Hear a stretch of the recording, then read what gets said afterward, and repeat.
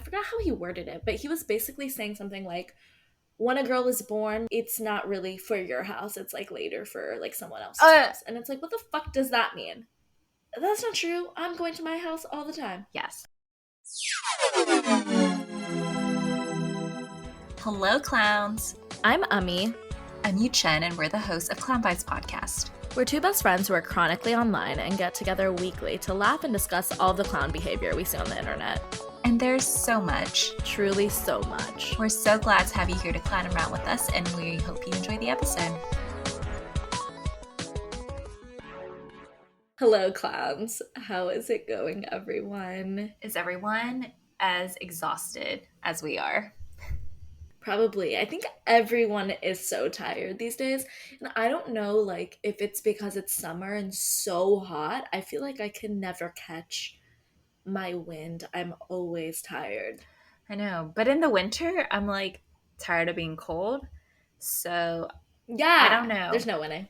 Before we start today's episode, I want to ask you guys to email us, DM us, text us if you know us. Any notes app notes that you think are super funny and unhinged. They could be like silly, like your Kroger list, but have like weird things on it. It could be like a random apology or like random thoughts you had in the middle of the night. Anything that you think is funny, send it to us. We want to do an episode about it because your deepest, darkest thoughts sometimes live in your notes app. They do. Mine does for sure, and I am scared for the episode, but that's okay. Send us anything you're okay with us laughing about. We're laughing with you for sure, but we will be giggling about it. So if you dare, send us your notes. You can DM us on our personal Instagrams or at Clown Vibes Podcast. You can email us at clownvibespodcast@gmail.com. Try to reach us. You can Venmo us some money as well.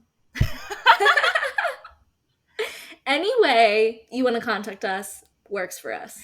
And if you want to like block out some personal information because you don't want to share like names, go for it. But provide us as little or as much context as you want. But this is going to be an episode about exposing ourselves through the Notes app, and it's going to be really fun.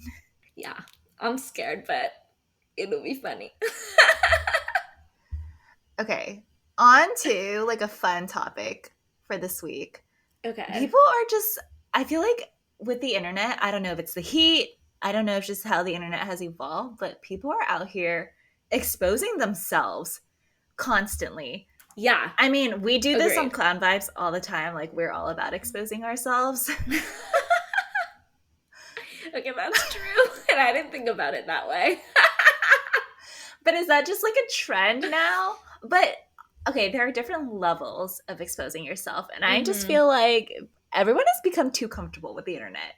I agree. There seems to be less of a filter lately. People are toning it down in their editing process less and less every day. It has gotten unwieldy. I want to start with, I'm sure you've seen it. You have seen it because we've talked about it. I don't know if our audience have seen it. I sent it to you. Did you? Yeah, because I went back and looked. And I'm sure you got it on your For You page also because it was like everywhere. Mm-hmm. But I knew I sent it to you or PP, so I like went into our messages so I could rewatch it for the episode. Okay, before I explain to the audience what I'm talking about, I do want to say it is really annoying that PP will send me something and then you will send me something. And I'm just like, I know it's because PP sent it to you. So why are we just individually sending each other the same shit? I know, I always think that, like, if I got it from PP, should I send it to you? Like, I'm like, maybe PP already sent it to you. But I'm like, 9 times out of 10, she has already sent it to me. PP, can you confirm? Okay, fine. Yeah, text us and let us know so that I can stop spamming you. And every time you, like, just don't listen or, like, don't watch them, I'm, like, so personally offended. Every time you don't reply to anything I send you, I'm just like, she's mad at me.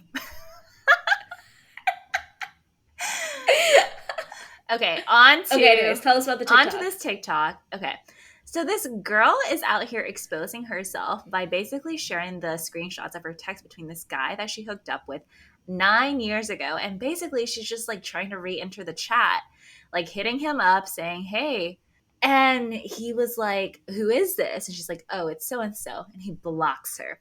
As he should, because that was 9 years ago.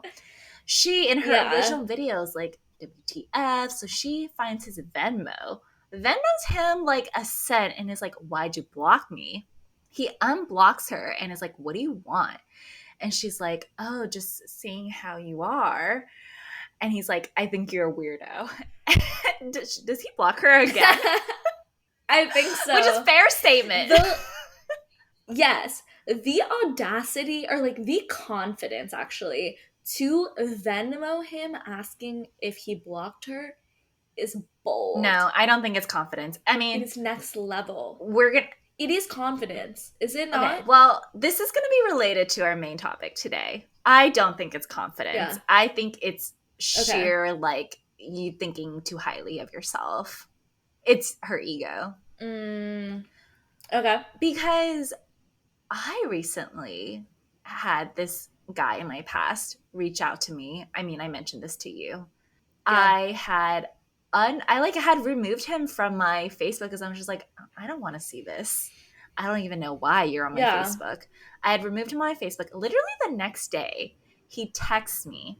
And I know he texts me because I don't have his number saved on my phone. And he's like, hey, how's it going? And I'm just immediately like, I know it's this guy because he tried to reach out again like 6 months ago too. And I'm just like, it has been a really, really long time. No. Yeah. And how did you know? Literally, you texted me literally the day that I had removed you from Facebook. And some people just like, for some reason, don't get it. It's like, yeah, how many times do I have to block you? You felt the vibration. How many of the unfriend? You sense it. Yeah. I think, like, you have to block well, you already blocked the number, but I don't know that there's anything else you can really do. Well, I didn't block the number. He clearly didn't get it. I just, like, every time I see it, I just delete it, but I don't have his number saved, so I don't know which number to block. I have to actually remember to block it next time.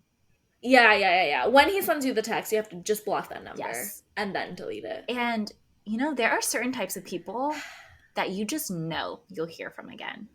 There are certain types of people that you know you will never hear from again because they know how to move on.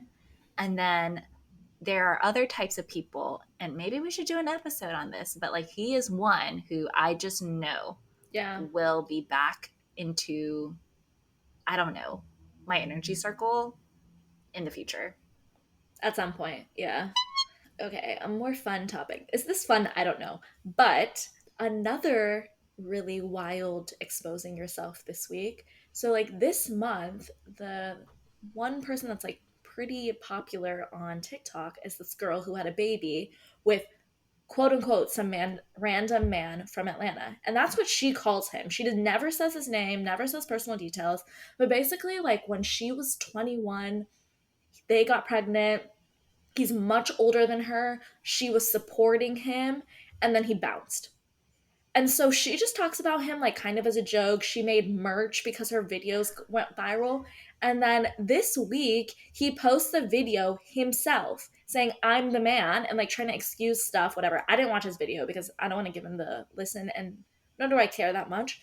But then turns out he has 7 babies. With different baby mamas? With different people. Oh my God. Yes. And some of those people started coming out of the woodwork. And it's like, what? Why are any of you saying that you're involved in this? And also, like, what's your claim to fame? This, like, a random baby daddy? Exactly. Who is trying to latch on to the fame of someone else. Of course, it's another man trying to claim a woman's work. And she was celebrating her, like, 600,000th TikTok follower. And meanwhile, he was like, yeah, I'm the random man from Atlanta. It's like, no one likes that person, so that's not even fun for you to, like, what are you doing? You're not, like, a cool guy in her videos. It was weird. All right, should we get into our main topic of today? Yeah. I think it's related. It's related to people exposing themselves. It is. Because today's topic is all about egos and how different factors of, like, modern society has really fed and played into our egos. Okay, the way that I think about an ego is like everyone has it. And everyone should have like some form of ego. An ego is basically how you view yourself, like how you look inwards. Mm-hmm. But I feel like the way that it becomes really toxic, and in order to like prep for this video, I actually listened to this episode by Jay Shetty comparing like egos to having self-esteem or self-confidence. But he's like, Mm-hmm. an ego is when you look outwardly to compare yourself to, whereas self-confidence and Mm. self-esteem is when you're only comparing yourself internally. Okay, that's like a more like that's like an easier way to think about it. Yeah, but he views it as like basically two shoulder angels. Like one is Yeah. like constantly tempting you to like feed into your ego and like always compare yourself to others in a way that like brings others down, whereas the other one, it's Mm-hmm. like really more about self-improvement and how you can better your own inward outlook on yourself to feel more confident about yourself. Mm-hmm. And like when you date someone, when you're like, or talking to a guy or even talking to like anyone in general, can't you just automatically get a sense of if a person is self-confident or if they have an ego? Like, isn't it really evident? Mm-hmm. I think in person it's evident, but in texting it's like maybe not. Really? How so? I think like demeanor plays like a pretty big role in if like how they're saying things, right? And in a text you can't necessarily read that as well. I mean, you could like if they were really egotistical, you could tell in their text. But if it was like maybe, then you would need like in person interaction. I think. Do you disagree? No, I think that's the case. Okay, I made this note while I was listening to the podcast. Okay, an ego demands respect. They feel like they deserve it. And I've Mm-hmm. seen situations where people think they deserve a certain outcome from others. And we'll kind of get into like specific Yeah. scenarios. But then the difference is that people who have self esteem, self confidence, commands it. Like they don't feel like they have to act it, but like they don't feel like they have to ask for it. But the Mm-hmm. way that they treat others and the way that they hold a certain level of respect for themselves and for others naturally leads to others giving them that same level of respect back. Yeah. Interesting. Do you think like it's always bad? Like going back kind of to the devil angel on your shoulder situation, do you think it's always bad to compare externally, or is it okay to some level to use as like motivation or like to help you set a target for yourself and then work towards it, or is that always a bad thing? I feel like we can never eliminate our ego, right? Like our ego always Yeah. lives with us. But I've seen so many people kind of just like give in to their ego, and that's when it becomes toxic. Mm-hmm. And like growing up in an Asian household, I don't know about you, but I feel like I was always told to compare myself to others. Oh yeah, for sure. Even if I wasn't told it, they were indirectly telling me it by doing it Yeah. themselves. And if I were to have a kid, I feel like I would not teach them that.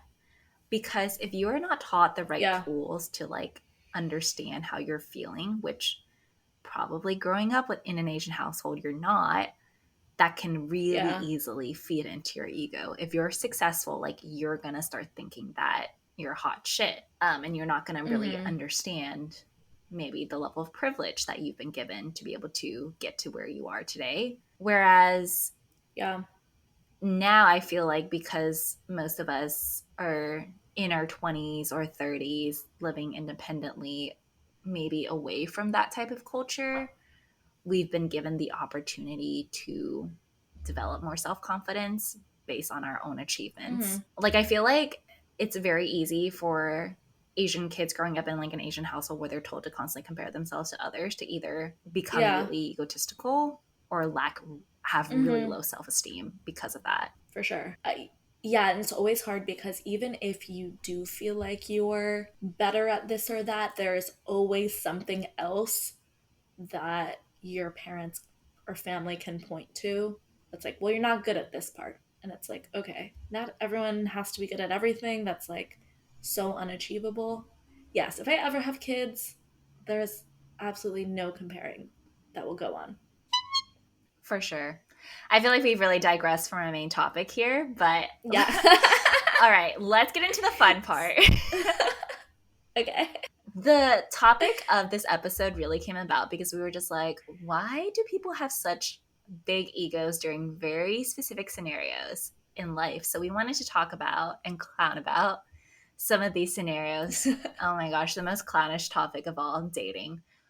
We honestly don't talk about dating enough because it's scary. One, because that's like more in the realm of exposing ourselves, like maybe too much. No, but there's so many podcasts out there that's related to this topic that like we have nothing else to contribute. So that's why we don't Yeah, feel like we that need to too. talk about it. But this part we can because remember when I hella was just like such a clown and was so heartbroken over this one guy that I went on like 2 dates with maybe. And in the midst of my like very heartbroken phase of like not being able to get out of bed, I was listening to this podcast episode, as most girls do, to heal themselves. I came Okay. I came across this episode where it's like, are you actually heartbroken or do you just have a bruised ego?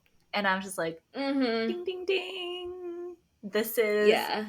is what I need to save myself.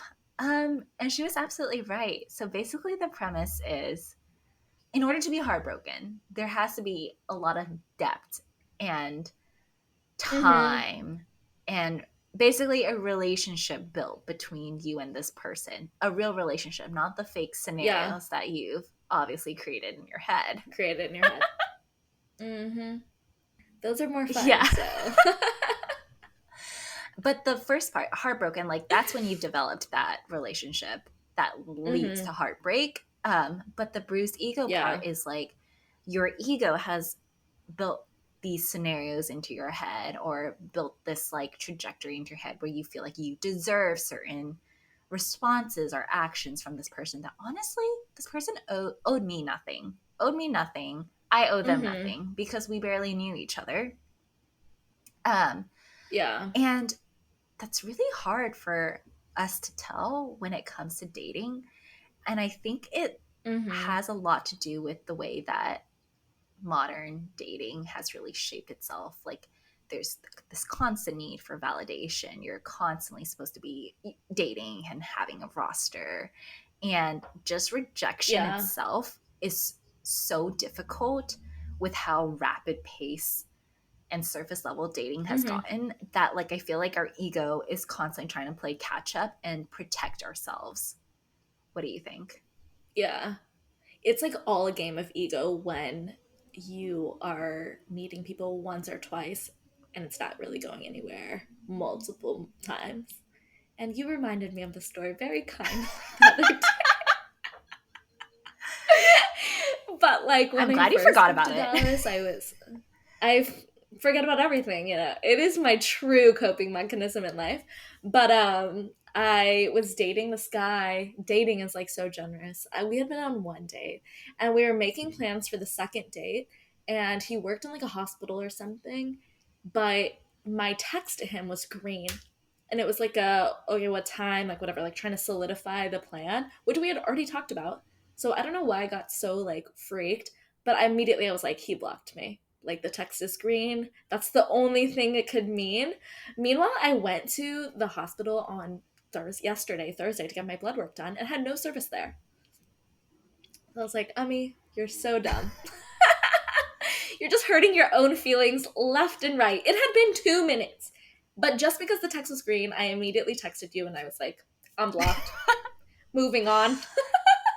And I got that message after my really relaxing yoga class and I was just like, what the fuck? And I think, do you remember my response to you? No, you probably said like it's been 5 minutes. Like, can you relax? Kind of. But then I think I also told you that I think you're hurting yourself more. Oh yeah. I'm sure by like wondering about And it like, or like thinking I about definitely it. think in this case, like your ego is trying to protect you, but at the same time, Mm-hmm. your ego is hurting yourself as well because I feel like they're creating this fake scenario in your head. Yeah. Like, who cares enough to block me after one date? You know what I mean? Like, it was not a serious situation. Like, it was a crazy conclusion to jump to, and I jumped real fast. Okay, but you know what? I've dated crazy guys, so it isn't a Yeah, crazy that's true. scenario to jump to. But Yeah, I hate that our mind automatically goes to it. Like this is the worst case yeah. scenario. Our mind is sometimes our worst enemy. Most of the time, mine. Okay, in continuation of dating, I also want to talk about marriage because I had a really Mm-hmm. interesting conversation at dinner the other night with a bunch of people. Mm-hmm. Some were getting married, some have already been married, and we were talking about taking on their fiance's last name. And you know how it's like not so common anymore to take people's last names, at least in Yeah. like the people that we surround ourselves with. I think it's more common in the South, but here it is actually just not as Mm-hmm. common anymore. Yeah. And someone brought it up to me that like their husband was really adamant about her taking his last name. Yeah, Interesting. and she played it as like, oh, it's a masculinity thing. But do you Mm-hmm. think it could also be an ego thing? I mean, we're not men, so we don't really know.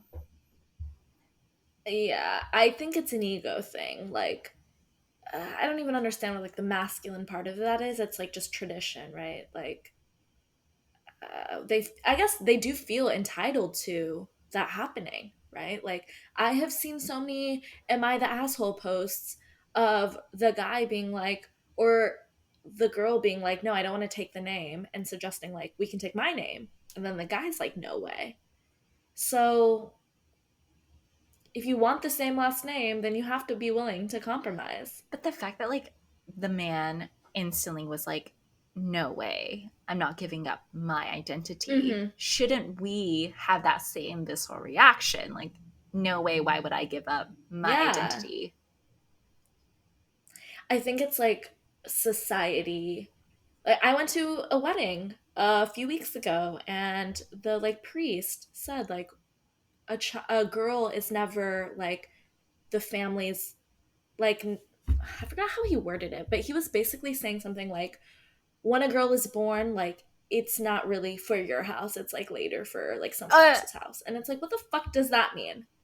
That's not true. I'm going to my house all the time. yes. I'm not like, you know what I mean? Like, it's not like that anymore, but it used to be like that. Like in Indian culture, and I like that same trip we went to my grandpa's brother's house, and his wife was saying like I used to stay up at night like really freaking stressed about how I would ask my in-laws like when I went to visit them in India, like, can I go to my parents? And it's like that's insanity that like you would have to ask. Yeah. I would be so mad if someone like said, "Oh, to go to your parents' house you have to ask." I'd be like, "Who are you? I'm not asking." And part of it is like, and we bring up like the concept of society because a lot of this is because our society has been built on patriarchy. Like, that's just Yeah. the truth of it. But, and it's been built on patriarchy for a very, very, very long time. But it originated with ego. That's my belief. Yeah. I believe it. I agree. I mean, you have to have the ego to like basically base all of society around you. hmm And we've just like adopted it for centuries that now we think it's status quo. Mhm. And like any push against that is always like a rebellion, and it's like, "Nah, we're just thinking a little bit more about ourselves finally." Okay, you know where else like the people have a lot of weird ego is airport security. Like, I understand. You have to take your job seriously. I get it. And I get that you're dealing with like super annoying people. But sometimes it's like, come on, man. Is it that serious? Airports, everyone knows airports are like the worst place on earth. Everyone's unhappy at airports, essentially. Yeah. Um, but it's like a weird place for egos for not only the agents, but also the passengers, I think. Oh, for sure. Yeah, Um, yeah, yeah. That's I true. remember like I was boarding a really late night flight and trying to go through security, and there was this woman who kept on getting flagged. Like the security thing kept on beeping. She was getting so mad at the security agent and was just like, I've always worn this outfit and I've never had an issue with it. And she was like refusing to like take off certain things that might have like triggered it. And she was Mm-hmm. like, because I was behind her, she was eyeing me and giving me like the, aren't they being ridiculous? Like, and I was just like, Uh, lady, it is yeah. midnight and I am tired. And plus, you're wearing Golden Yeah. Goose and I'm wearing like Asics. We are not the same people. Yes. It's always rich people too that I feel like that are extra annoying. Things like that, processes like that, I'm like, no, it's the person's like Yeah. issue. Because the guy isn't being like, oh, it didn't beep, but I don't like you, do it again. He's just being like, you literally have to. This is Yeah. my He's job. literally just trying to do his job. But Yeah. as I was like thinking about this, do we think that the way that capitalism has shaped how airports are run kind of just sets everyone up to fail at like managing their ego? Like the way that security, which is supposed to be so blanket, like everyone is supposed to get the same level of like security checks. Mm-hmm. Somehow capitalism has made it so that no, you can get Yeah, yeah, preferential yeah, treatment if you pay more. I was in security the other yeah. line. There's TSA pre-check and then there's clear. Tell me why there's now TSA pre-check and clear and there's like a separate line? What the that's insane. Okay, I didn't even know that. And that's really wild. Even in when I'm in the TSA pre-check line, the clear people will come up and be like, "Do you want to go faster?" And I'm like, "Faster than what?" Than my TSA pre-check, there's no one in There's no one in line. line. Like I cannot possibly go faster. And in a lot of airports, TSA and clear go to the same person to like get your ID or whatever. So like at the end of the day, you're there at the same time. Like sometimes clear is longer. Like Amy has clear, and last time we went to Chicago, it took her a good like 15 minutes more than me. And because you're paying for these services, you think you should deserve to be treated better. But actually, Yeah, no, we're just all the same. We all paid a level of money and we should be all like I think yeah. honestly they should just get rid of TSA pre-check and clear. Well, honestly, no, I take that back. I take that No, back. I don't want to take my shoes off. Yeah. It's not even the line that bothers me. I don't want to take my shoes off and I don't want to take my laptop out. If I can do that in a regular, I'll just stand in the regular line. I don't care. It is that I don't want to do those things. Yeah, so they should just let everyone not take their shoes off and not make them take their or laptops out. Like, you know, in Europe, when you go through security, they're like so anal about like everything being in that little plastic bag. Like they take the liquid thing so Oh yeah. seriously to where they're like helping you repack. And I'm like, oh my God, is it that serious? Like, if I have a few bottles outside of my baggie, how is that causing such an issue? Like, can you guys get better machines? Why is this going on? When I was in India, they took my cuticle cutter away from me because they were like, you're going to use this as a weapon. And I was like, I promise I won't. Don't throw this away. I don't know where to get it from. And I'm here for another 3 weeks and I need this. Like, what do you want from me right now? I don't know. I feel like sometimes airport security just makes up rules on the fly. It's confusing. 100%. Another, just like even outside of security, though, like airports in general, the fact that there are different boarding groups just naturally Mm-hmm. puts us in a hierarchy where people think they deserve better treatment than others. I guess because you are paying more money, but like it unnecessarily feeds into people's egos. Yeah. And now like even economy has economy plus. They're like at all times trying to create different levels to get money. Okay, academia. God. Okay. I feel like we could talk hours about this. Maybe this is just my experience, but men who have an inclination to have egos should 100% not be teachers or professors. Mm-hmm.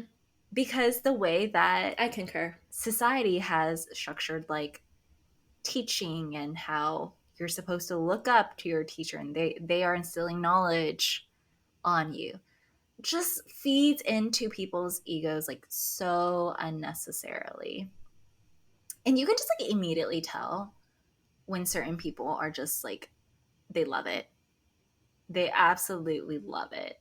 I had this audit professor where he would test us on his own research. Like we would look at a lot of research, read a lot of research, but I would only study his research because that's the only thing that was on the test. And I don't think we even went through one test before I was like, I think this is the strategy. And it was 100% the strategy. Clown. Like, that's embarrassing. Yeah. I had this marketing professor who you could just tell he just had the biggest ego because he loved to call people out and embarrass them in front of other people. And that is just like sick behavior. Sick. Like he would disrupt his own class. He would be lecturing, doing his own lectures. Someone would come in late and he would stop lecturing and call them out on it. Who the fuck cares? This is an intro to marketing class. Yeah, seriously. And like you're getting paid. You are getting paid the same.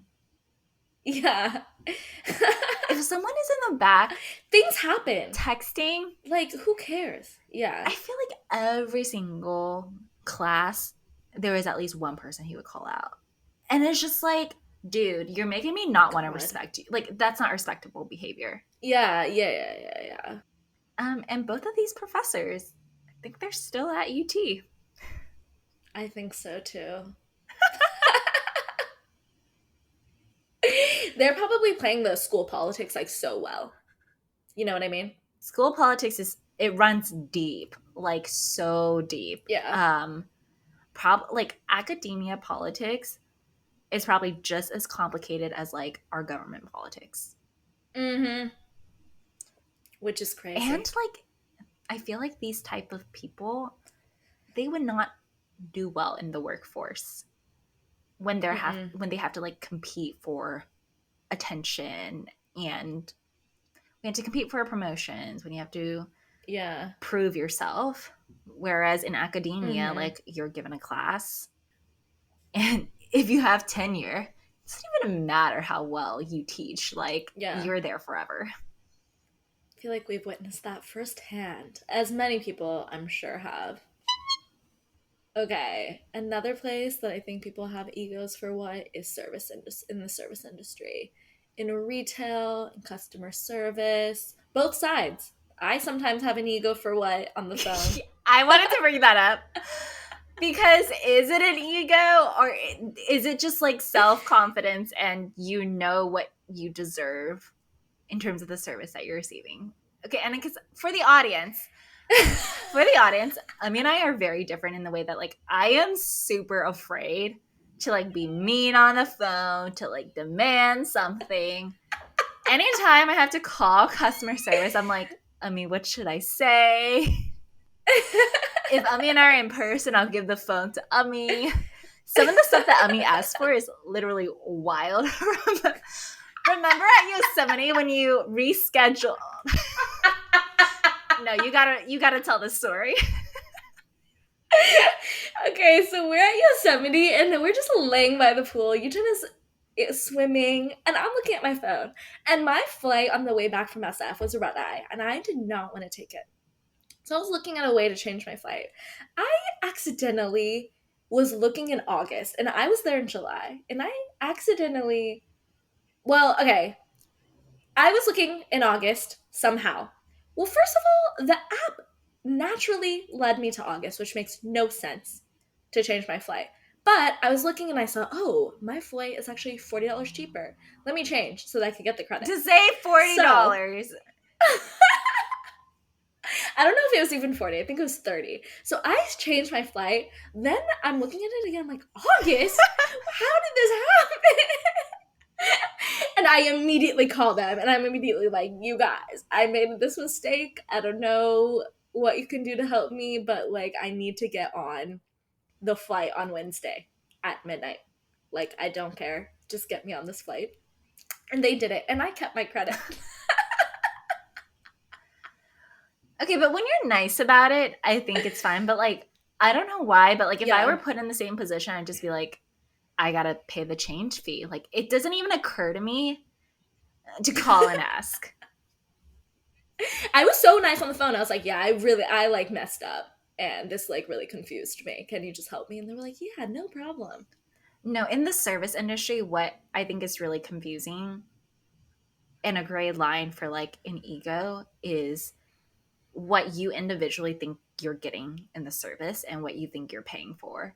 Like, I had a friend who was telling me how her boyfriend's mom is kind of a Karen. I'm just like, oh, what do you mean by that? And she was like, oh, she sends her food back if it's like too bland. I would never do that. I would cry and eat my food. Yeah. In those situations, like in person, I would cry and eat my food. If I could call someone about it later, I'll call them. But like, I will not in person make a scene. But you're right. I think in that situation, it's like not ego. It's kind of just like, well, I am paying. Yeah. And in certain situations, paying so much money for this, like, can you fix it? There's times that I've eaten beef because I'm like too scared to send it back. And like, I realized halfway through, and then I'm just like, okay, shit. It is what it is now. Yeah. And for the people who don't know me, I don't eat beef usually. Like, beef is my not meat consumption meat. That made no sense. I do not eat beef. So me eating beef that day, like once it sometimes happens, I feel very guilty for a while about it. Yeah. I feel like as long as you're being nice about it, in a very matter-of-fact way, that's when you put your ego aside and it's purely about like, I know what I deserve in this situation because I'm paying for it. Yeah. For sure.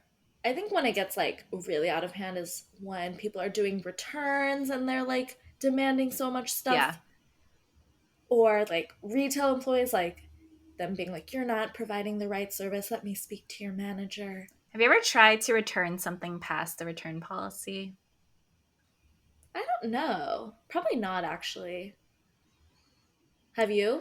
No, but like, I feel like there are people who really try to pull a fast one when it comes to return policies. Yeah. And I feel like that's a little bit more of an ego play. Like, why do you think you are an exception to the rule? Like, the rule is clearly stated in the fine print of the receipt. Yeah. I guess it's like, well, I mean, if you try and like you're nice about it, I guess whatever, then that's like the onus is not on you necessarily. But if you know and then the service person is also like, yeah, I just can't do anything about it, you need to just accept that. Know when to back down. And call it a day. Yeah. I think that's the most important when you're talking to a service employee. Like, someone you need to help you is like, one, how to say what you need, and then two, know when to like tone it down. Okay, security guards. There's been a few incidences. Personally, once I was at a Gwen Stefani concert, and this was when I was an intern, and I was going with someone who was underage, and I had drink tickets. So I was like, oh, let me just get us some drinks. The bartender was a hoe. He like immediately like suspected us. And as I sat down, he sent the security guard to us, and the security guard was like, let me see your IDs. And we showed them to you, and he's like, did you know he was underage? And I was like, no. And he's like, don't lie to me. If you knew that I knew, why did you ask me? Yeah. Like, it made no sense. And also, I get taking your job, but like, take your job in a serious manner, but also this is like the most common thing. Yeah. That you, like, he made it seem like I was personally offending him. I hope he's okay. He was just bored and you were his easy target. He was like, this job's so boring. Oh I mean, it's like, how many times have we gotten turned away because we were underage? Like, so many. Like, yeah, it's like, fine, just do it in a normal manner. Yeah. Like, don't be so crazy about it. And of course, that Taylor Swift security guard where she's like mid-song of Bad Blood, like yelling at him. That's like my favorite version of Bad Blood. When that happened, I listened to it continuously on TikTok for like weeks. Okay, but what was the issue? Like, this girl was at the front of the pit and she was leaning against the rail or something, and that's what he was trying to stop? I think so. I think he's saying like she was just being too like erratic. And then Taylor was like, no, she's fine. But in that situation too, it's like, this girl's just excited, dude. Like, there's a way to handle this. I think he was like maybe trying to like take her out of the stadium or something, or like do something like really drastic. And it's like, no, she paid like for what? Hundreds, maybe thousands of dollars. No one knows. Like, you just have to like take a breath. No, this is like my issue with security guards. I mean, like, they are very necessary for the security of the people in the venue or the like situation. But I think as a security guard, it's really important for you to know like what is actually going to cause harm and what may be just like a gray area, but they would actually be fine. And like the perfect example is when we would go to MoMA, and in MoMA, like, you're not allowed to carry backpacks. Like, you have to carry it in your hand because people are afraid that you're gonna like knock the artwork down, which is fine. But they also don't let you drink water out of like your own water bottle. And the minute that Nico once like took a sip, the security guard was like on him like a hawk, and you're just like, can't you clearly see that he's away from the artwork, that it's not going to damage the artwork? Or you could just be like, oh, I don't know if you know this, but like, don't do this. You're not allowed to have water here. And instead he's just like, no water.